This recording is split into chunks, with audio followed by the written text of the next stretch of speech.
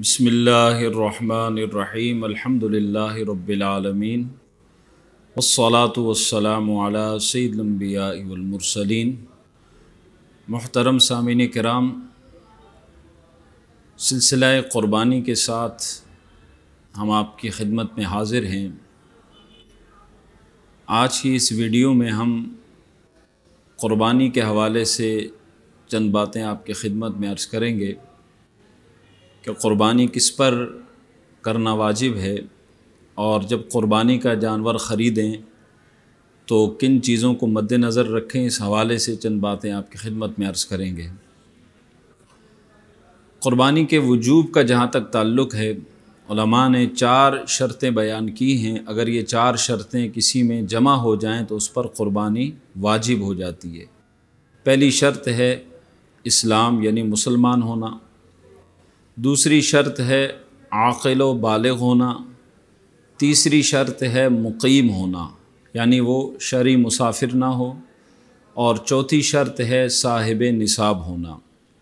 صاحب نصاب کا مطلب یہ ہے کہ اگر کسی کے پاس 52.5 تولہ چاندی موجود ہے یا اتنی مالیت کا مال کسی بھی شکل میں موجود ہو، سونا چاندی کی شکل میں، گھر میں جو ضرورت سے زائد اشیاء ہیں ان کی شکل میں ہو، کسی بھی شکل میں اگر مال موجود ہے اور وہ مال 52.5 تولہ چاندی کے برابر ہو جائے تو ایسا شخص شریعت کی نظر میں صاحب نصاب کہلاتا ہے اور اس پر قربانی واجب ہو جاتی ہے۔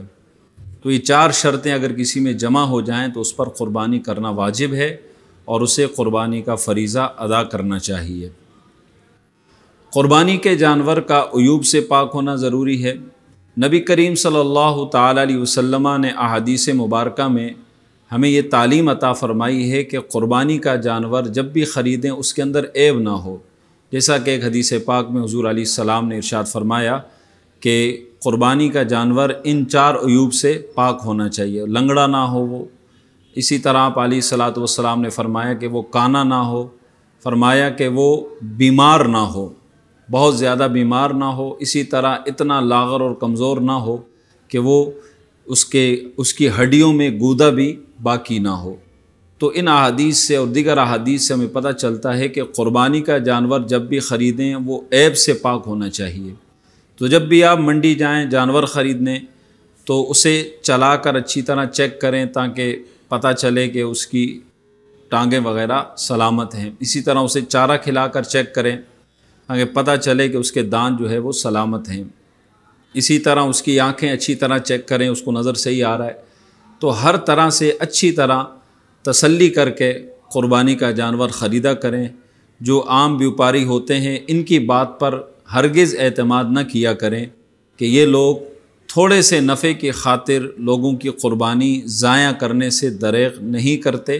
تو لہٰذا جب بھی آپ جانور خریدنے جائیں تو اچھی طرح تسلی کریں اور ایسا جانور خرید کے لائیں کہ جو عیب سے پاک ہو اور ہر اعتبار سے شرعی معیار پر پورا اترتا ہو، اور اسے اللہ کی راہ میں قربان کیجئے تو یقیناً ایسا جانور اللہ کی بارگاہ میں اس کی قربانی مقبول بھی ہوگی اور رب کائنات کی بارگاہ سے آپ کو اجر و ثواب بھی عطا کیا جائے گا۔